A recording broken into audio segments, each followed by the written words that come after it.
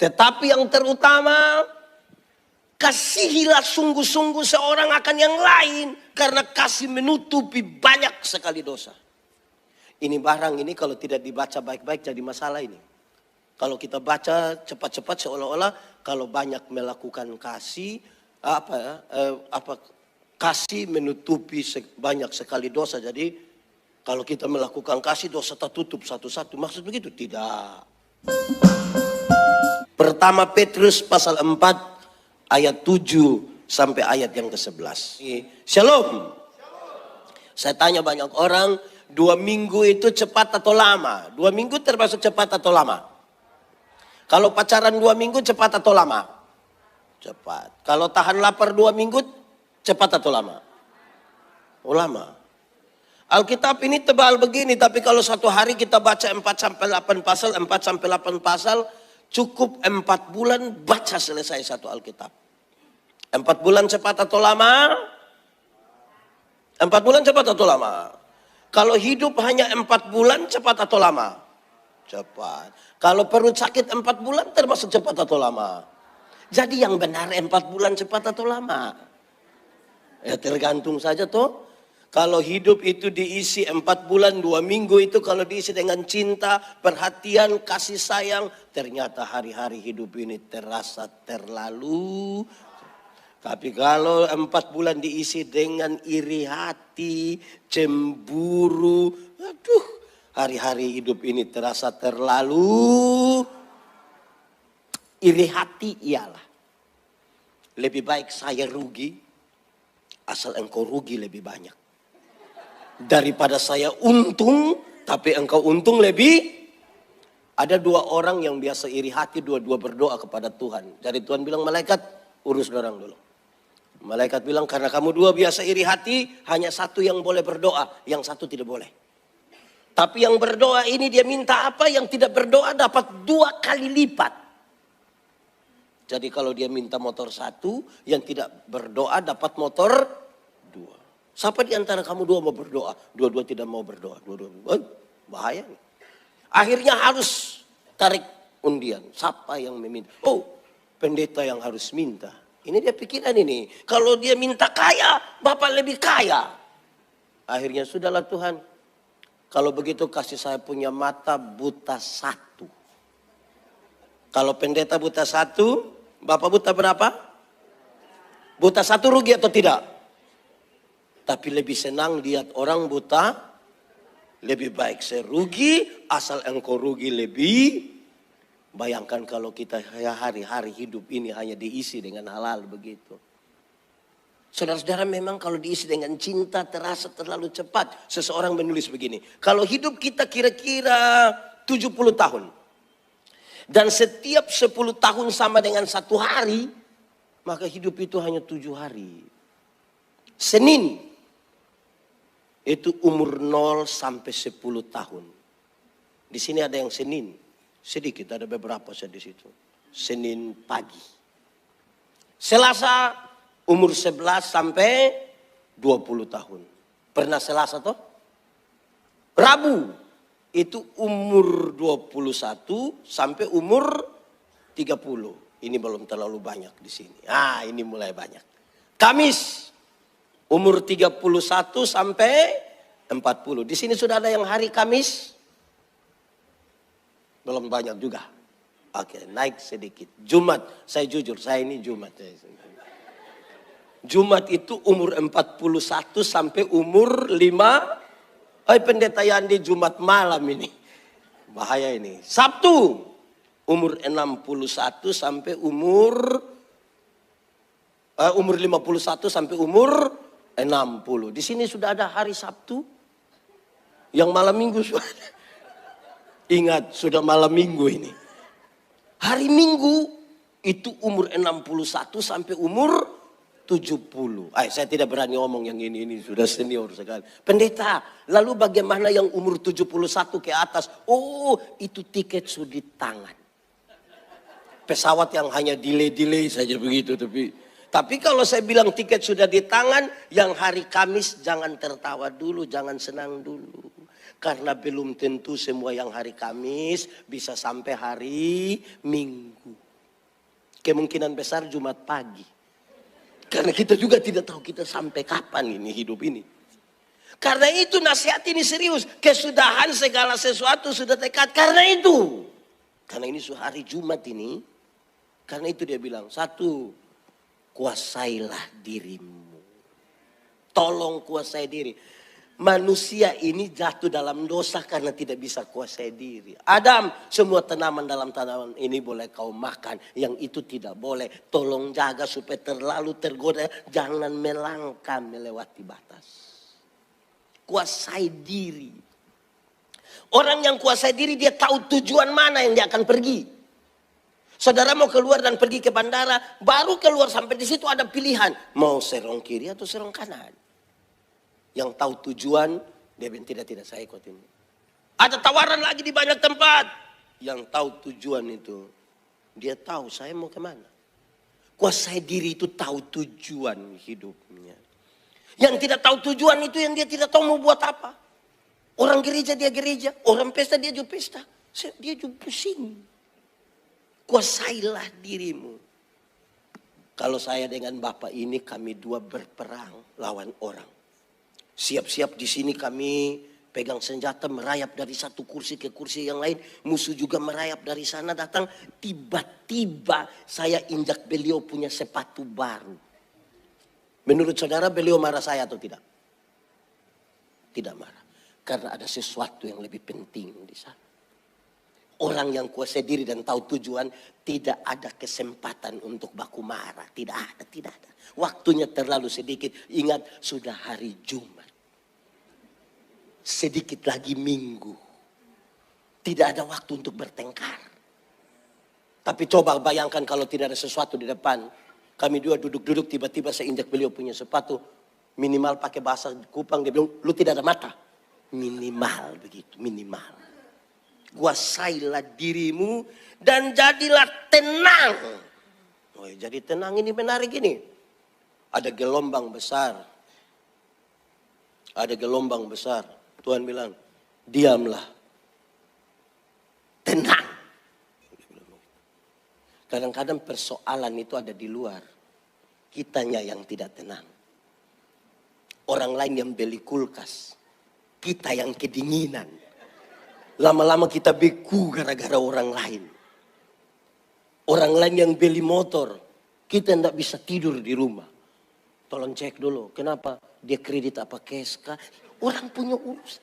Kuasailah dirimu dan jadilah tenang. Supaya apa? Supaya kamu dapat berdoa. Saudara jangan berdoa kalau tidak tenang. Berdiam diri dulu. Supaya kamu dapat ketenangan. Bukan jangan cari tenang baru datang berdiam diri di Tuhan. Jangan. Berdiam dirilah di hadapan Tuhan. Supaya kamu beroleh ketenangan. Baru kamu berdoa. Ingat sudah hari Jumat. Jumat malam lagi. Kuasailah dirimu. Terus dia lanjut. Tetapi yang terutama, kasihilah sungguh-sungguh seorang akan yang lain. Karena kasih menutupi banyak sekali dosa. Ini barang ini kalau tidak dibaca baik-baik jadi masalah ini. Kalau kita baca cepat-cepat seolah-olah kalau banyak melakukan kasih, kasih menutupi banyak sekali dosa. Jadi kalau kita melakukan kasih dosa tertutup satu-satu. Maksud begitu? Tidak. Tidak. Ada dua maksud yang menarik dari teks itu. Kasih menutupi banyak sekali dosa. Dia mau kasih tahu. Pertama, makin banyak waktu yang kita pakai untuk melakukan kasih, makin sedikit waktu bagi kita untuk melakukan dosa. Semakin banyak waktu yang kita pakai untuk mengasihi, semakin sedikit waktu untuk melakukan dosa. Tetapi yang kedua, saya kira ini yang menjadi penting. Lebih penting dari semuanya adalah untuk penebusan dosa itu. Itu hanya bisa terjadi karena kasih yang besar. Karena begitu besar kasih Allah akan dunia ini. Yang mengaruniakan anaknya yang tunggal. Supaya yang percaya kepadanya tidak binasa. Melainkan beroleh hidup yang kekal. Nah ini serius ini. Kasih. Kasih ialah kebaikan. Tidak terpatahkan oleh apapun. Dan tidak akan pernah berubah menjadi kebencian. Saya ulangi. Kasih ialah kebaikan. Tidak terpatahkan oleh apapun. Tidak akan pernah berubah menjadi kebencian. Rujukannya jelas. Karena begitu besar kasih Allah akan dunia ini. Apakah Tuhan Allah mengasihi dunia? Amin. Lalu apakah dunia mengasihi Tuhan Allah? Lalu apakah karena dunia tidak mengasihi Tuhan Allah berhenti mengasihi dunia? Apakah kemudian Tuhan membenci dunia? Saudara lihat, kasih tidak terpatahkan. Kalau saudara merasa punya kasih, tidak boleh ada satu orang yang bilang begini, Pak, saya terlalu hargai Pak. Tapi setelah saya lihat Pak punya sifat begini, maaf. Itu bukan kasih. Egois. Kalau kamu hanya bisa mengasihi orang yang berbuat baik kepadamu, apakah jasamu? Karena orang berdosa pun bisa melakukan hal yang sama. Kasih adalah kebaikan. Tidak terpatahkan oleh apapun. Tidak akan pernah berubah menjadi kebencian. Oleh karena kasih yang besar itu kita diselamatkan. Saya pernah tanya pada saudara, surga lebih baik atau dunia lebih baik? Surga lebih baik, amin. Lebih baik dari dunia ini, amin. Siapa mau pergi sekarang? Ada yang mau pergi ke surga sekarang? Hai pendeta, belum waktu Tuhan. Belum waktu Tuhan, tak? Baru hari Kamis. Walaupun kita belum pergi ke surga yang lebih baik dari dunia, tapi tanda-tanda kerajaan surga sudah harus kita alami di sini. Harus kita alami di rumah, harus kita alami di tempat di mana kita bergereja, harus kita alami di tempat di mana kita berusaha.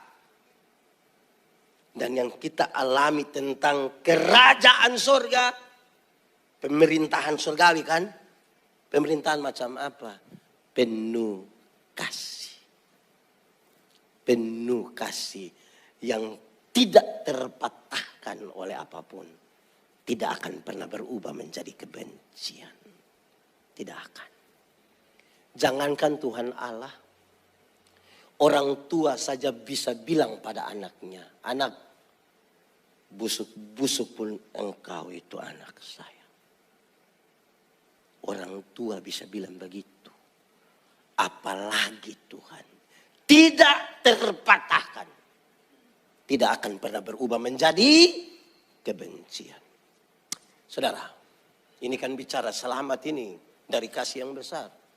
Dalam hidup ini ada dua hal yang harus saudara khawatirkan. Apakah saudara sehat? Ataukah saudara sakit? Kalau ternyata saudara sehat, tidak ada hal yang perlu dikhawatirkan.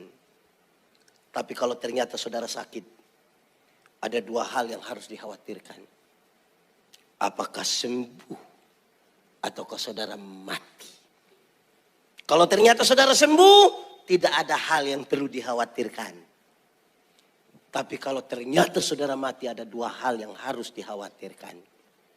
Apakah masuk surga ataukah masuk neraka? Bahwa kalau ternyata masuk surga, tidak ada hal yang perlu dikhawatirkan.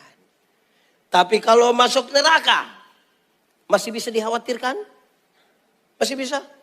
Tidak bisa lagi, kan tidak bisa pergi tahan pulang lagi baru pergi ulang. Semua kesaksian itu hanya bilang pernah ke surga, masuk surga. Tidak pernah bilang saya coba masuk neraka, tidak. Coba ada yang mau coba-coba pergi neraka baru kembali? Menderita. Karena itu kasih tidak terpatahkan.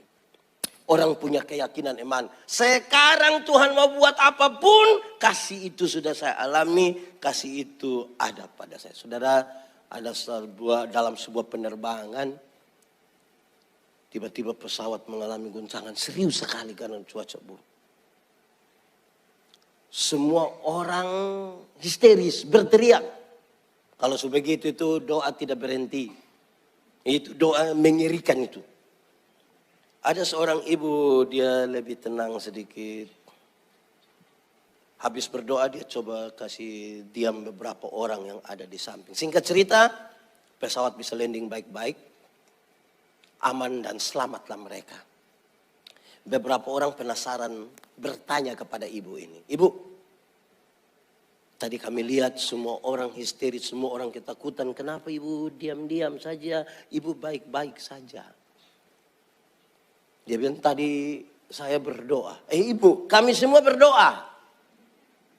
Tapi kami kok bergelora sekali. Ibu diam-diam. Sebenarnya ibu doa apa?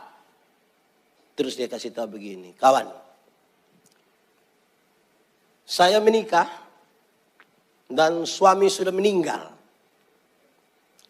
Saya percaya bahwa sementara ini dia bersama dengan Tuhan Yesus di sorga.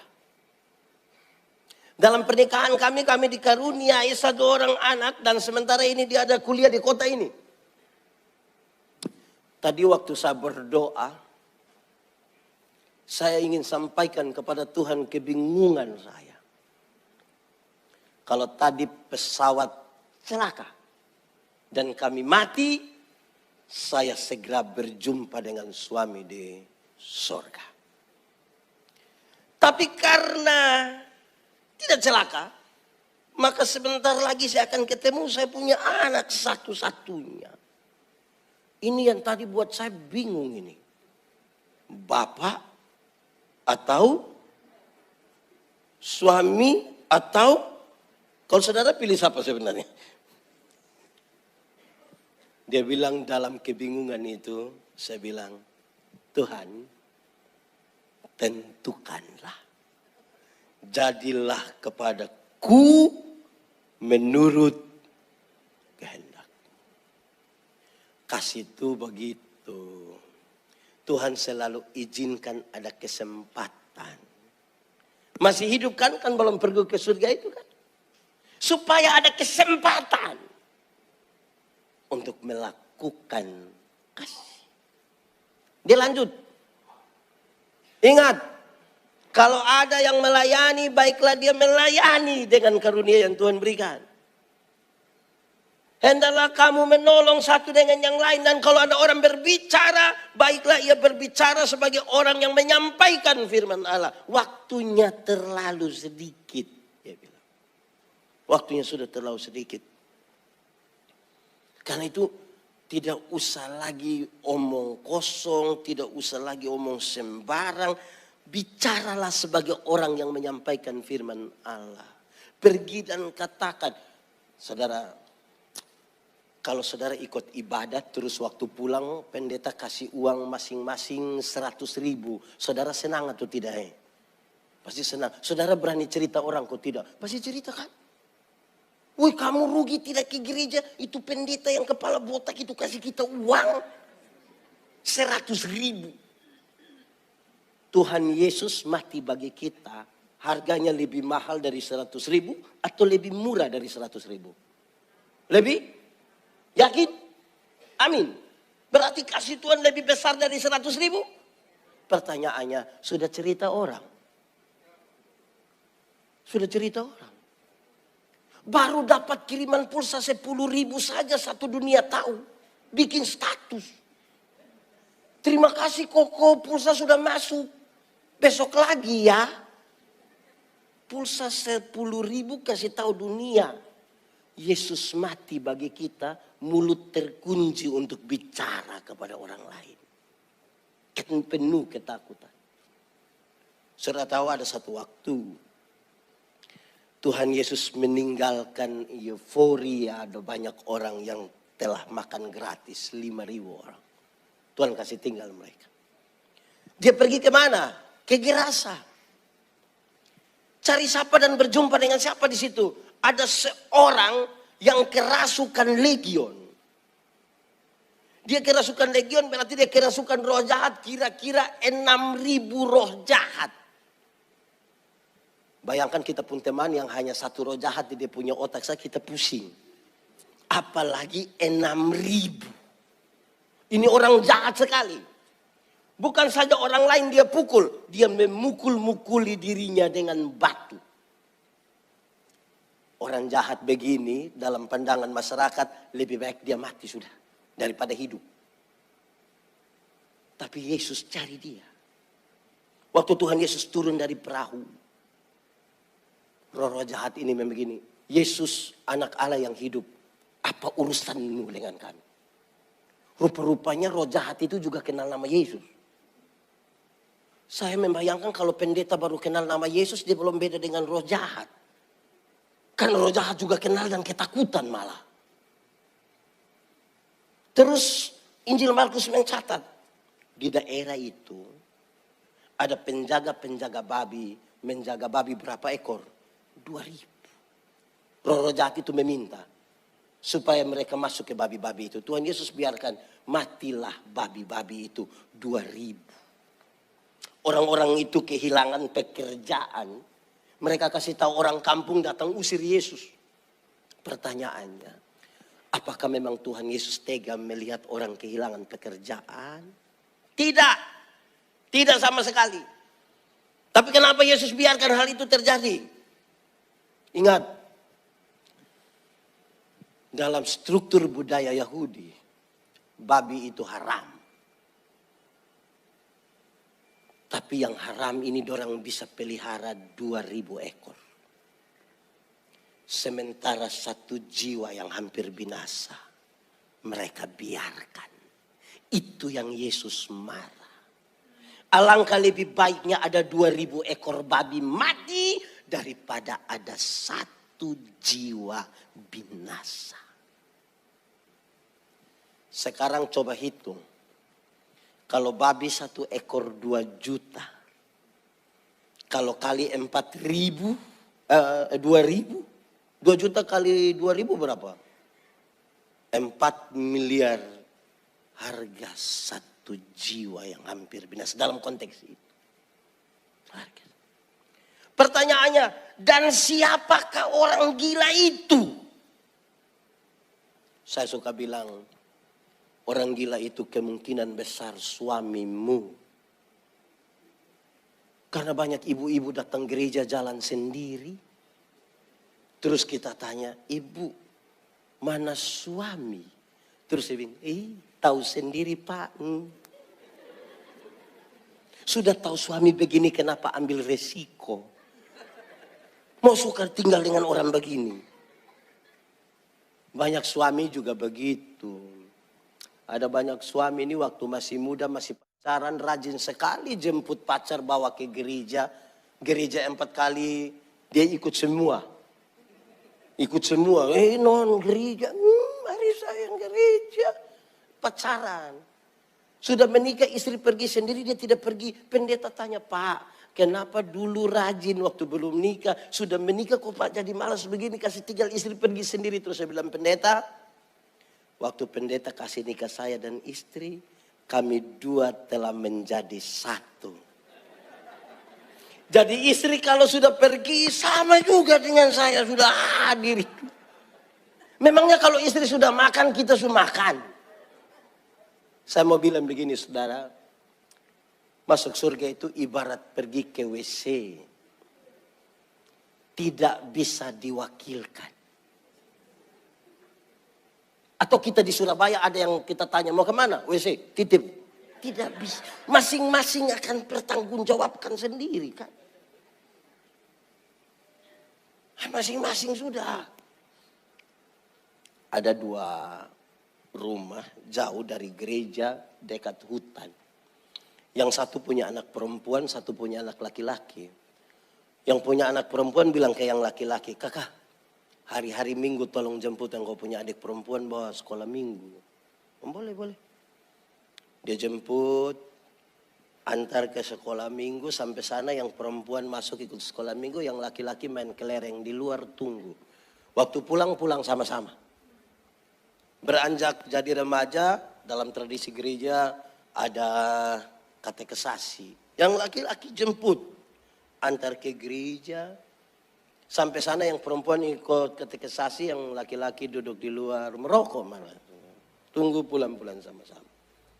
Rupa-rupanya mereka berdua berjodoh.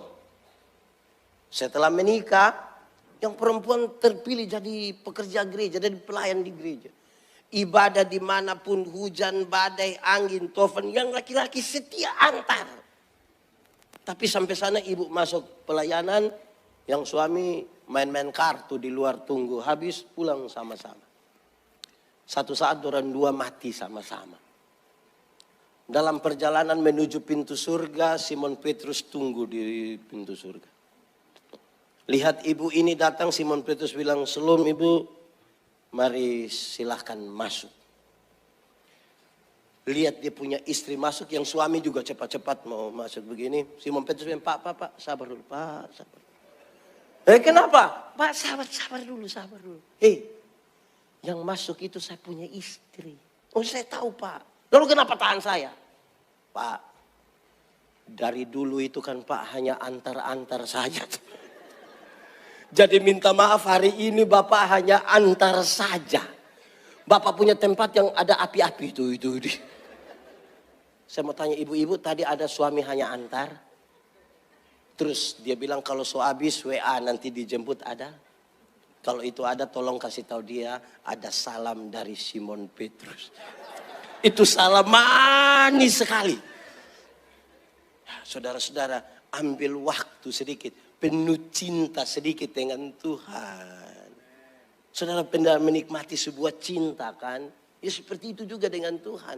Saudara kalau baca Alkitab, tidak dengan cinta tidak akan habis. Saudara biar semangat meluap-luap. Tapi kalau tidak dengan cinta tidak habis. Saudara biar ada segar-segar. Kalau tidak dengan cinta pas mau baca. Paling-paling kalau kita mau betul-betul sampai ulangan. Ulang lagi dari kejadian. Kalau kita mau cek siapa di antara saudara sudah baca kasih habis Alkitab, Kejadian sampai Wahyu, pasti jumlahnya sedikit sekali. Saya bilang pada saudara, yang sudah baca kasih habis saja belum tentu mengerti.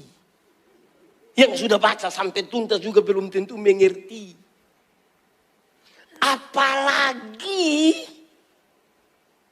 Apalagi kalau kita tidak baca dengan cinta.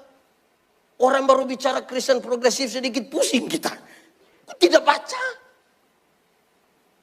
Karena itu saudara-saudara, cinta bangun dulu. Cinta itu bukan karena sama-sama. Cinta bukan karena kedekatan. Buktinya ada orang bisa dekat bertahun-tahun, cerai juga. Cinta adalah anak dari kecocokan jiwa. Saudara mesti membangun kecocokan. Cocok tidak saya dengan Alkitab ini?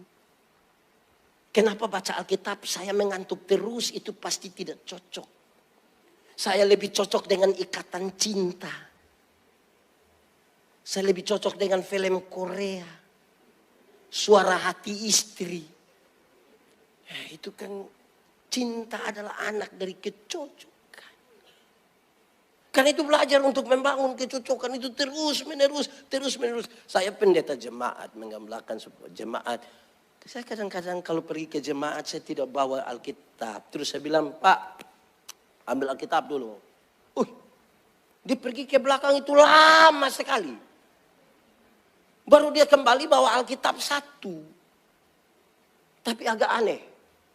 Di kampung itu kan masih pakai fam begitu toh, nama marga. Yang menarik, dia fam menobe. Tapi Alkitab tertulis Nubatonis. Ini pasti pinjam tetangga punya ini, sudah pasti. Pasti pinjam di sebelah. Lebih menarik lagi, Alkitab tidak ada. Tapi motor 2. Jadi saya bilang dia, Pak, Alkitab tidak ada tapi motor 2. Kemungkinan besar itu hanya 2. Satu, kemungkinan ini Alkitab lebih mahal dari motor. Jadi Bapak bisa beli motor 2 tapi tidak bisa beli Alkitab. Atau kemungkinan yang kedua, mungkin Bapak sudah hafal semua ayat dalam Alkitab. Jadi untuk apa beli, tinggal sebut kita omong. butuh cinta untuk itu. Butuh cinta untuk itu. Ingat, sudah hari Jumat. Sudah hari Jumat. Apalagi yang kita banggakan, saudara. Saya bilang di mana-mana. Mungkin saya pernah bilang di sini. Saya bilang begini. Beredar di grup-grup WA itu begini. Pada akhirnya segala sesuatu akan nol juga. Kalau kita sudah umur 50 tahun, itu cantik atau tidak cantik sama saja. Tidak bisa disembunyikan lagi di balik lipstik dan bedak, tidak bisa lagi. Kalau masih muda umur 20-30, masih Rabu Kamis itu kita rasa ini pipi masih kinclong begini. Sudah 50 meleleh ini pipi, dia meleleh begini. Dia pasti. Saya punya teman, kami masih SMA, dia tato di sini Guns N' Roses punya lambang yang begini nih. Gagah, kulit bagus, tinta bagus, kontras dia dapat. Gagah sekali. SMA itu 17 tahun. Waktu dia umur 43 tahun, belum 50, baru 43 tahun dia sakit. Kami pergi lihat dia itu, saya juga sedih lihat itu, saya sedih betul. Karena itu tato bukan lagi orang begini. Seperti orang menyembah itu dia tuh. Menurun. Apa yang bisa kita banggakan? Kalau ada orang datang tanya ibu umur berapa? Terus ibu bilang 50. Dia sengaja kaget. 50? Macam 35. Jangan percaya, jangan percaya. Masa umur 50 sama 35 lalu yang 15 di mana?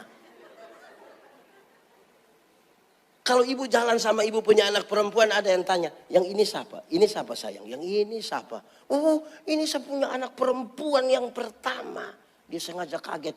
Anak perempuan? Macam kakak adik. Jangan percaya. Masa mama dengan anak macam kakak adik? Mama dengan anak kalau macam kakak adik hanya dua kemungkinan. Kemungkinan pertama itu anak nona itu muka terlalu tua. Jadi beda tipis dengan dia punya mama, itu bedanya tipis sekali. Atau kemungkinan yang kedua, dia punya mama menikah terlalu muda. Mungkin umur 6 tahun sudah nikah. Akhirnya beda tipis. Pada akhirnya akan selesai. Umur 60 tahun. Mau ada jabatan atau tidak ada jabatan sama saja. Rata-rata sudah pensiun itu 60 tahun. ASN, TNI, Polri, perusahaan biasa kasih pensiun orang kira-kira di umur begitu. Waktu kita masih aktif, masih kuat-kuat itu kita sampai orang siap laksanakan lanjutkan hormat. Aktif. Sudah pensiun paling-paling anak-anak kecil yang baru lihat kita bilang, Pak tua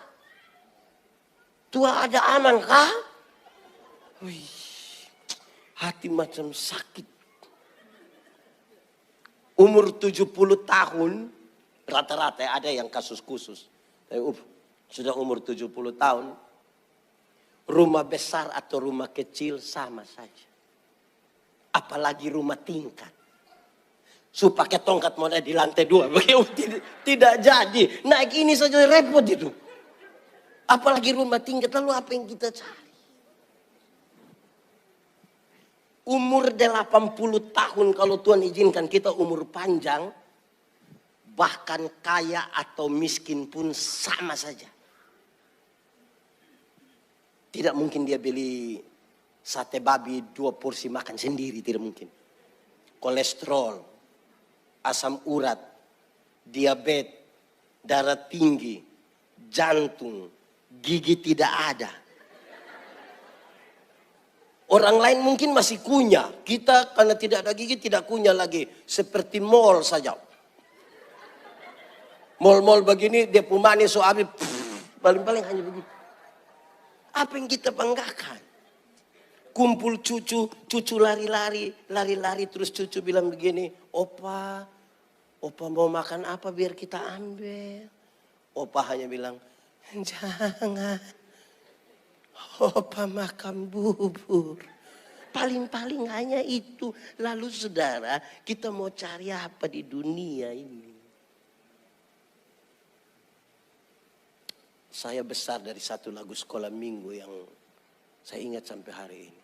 Cari apa di dalam dunia? Cari apa di dalam dunia sekarang? Cari dunia nanti binasa. Amin toh? Bukan berarti dia bilang tidak usah kerja, tidak, bukan. Jangan sampai karena kerja kita lupa cari sesuatu yang penting. Ingat, waktunya tinggal sedikit. Sudah hari Jumat. Jumat malam lagi. Jaga-jaga itu diri, sudah jaga baik.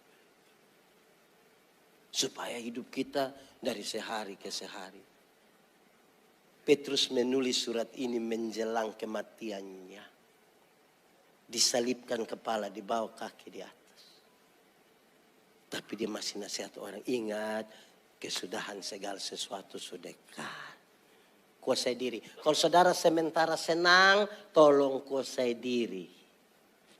Ada banyak orang senang tidak kuasai diri jadinya rusak. Anak-anak muda itu terlalu senang. Kalau Anda ada lagi susah sekarang, kuasai diri. Dalam situasi apapun kuasai diri. Supaya jadi tenang. Kita kalau tidak kuasai diri itu kan kelihatan dari kita punya sikap toh.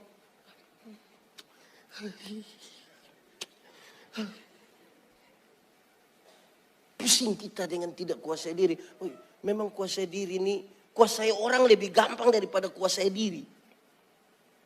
Saya ingat saudara-saudara masih kecil dulu kan kita di kampung. Itu kan televisi yang masih hitam putih. Tidak ada listrik. Pakai aki. Kalau nonton-nonton aki sudah soak, dia punya orang langsung patah begini. Mati itu televisi. Jadi biasa pemerintah putar film-film, itu pun film-film yang BKKBN punya. Putar di lapangan. Wih, kami senang sekali, layar tancap. Pendeta Yandi masih kecil pergi nonton. Tapi menarik. Pergi sore, pulang malam. Tahu apa maksudnya? Pergi masih terang. Pulang sudah gelap. Jalan sendiri harus lewat pohon beringin besar. Saudara bisa bayangkan ini jantung. Tidak mungkin juga tidur di jalan. Lebih takut kan? Tidak ada jalan lain selain lewat itu pohon beringin. Kalau tidak kuasai diri kita bisa mati sudah. Saya ingat setiap kali mau lewat itu. Ada 2 lagu yang saya ingat hingga hari ini. Itu lagu betul-betul menemani saya melewati pohon beringin. Padahal itu pohon beringin sebenarnya tidak ada apa-apa. Hanya pohon saja. Tapi di sini dia, aduh. Jangan-jangan ada nona baju putih lagi. Nona baju. Kita ini kalau tidak kuasai diri pikiran jadi sembarang kita ini. Padahal hanya pohon. Lalu pendeta, itu kan kecil bukan pendeta. Cara lewat itu menyanyi. Yang bisa dilakukan hanya satu. Menyanyi. Lagu pertama. Dalam nama Yesus. Itu lagu mengantar kita melewati kegelisahan. Jadi kalau saudara kalau sementara tidak kuasa diri tolong menyanyi. Tolong menyanyi. Dalam nama Yesus. Itu lagu pertama. Lagu kedua ya kurang lebih sejenis dengan itulah. Yesus itulah satu-satunya penolongku yang ia berjanji angkat. Kalau kita tidak tenang mungkin Yesus belum datang kita sudah terangkat. Karena itu kuasailah dirimu. Jadilah tenang. Ingat-ingat berdoa sedikit. Lakukanlah kasih. Sedapat-dapatnya bisa kita lakukan sesuatu. Lakukanlah. Tidak harus untuk semua orang di dunia. Tapi kalau ada satu yang bisa kita jangkau. Wih, puji Tuhan. Puji Tuhan. Ingat sudah hari apa? Sudah hari Jumat. Sepakat kita ya sudah hari Jumat. Mari kita berteduh di hadapan Tuhan. Tunduk kepala sekarang di hadapan Tuhan, kita angkat hati kita.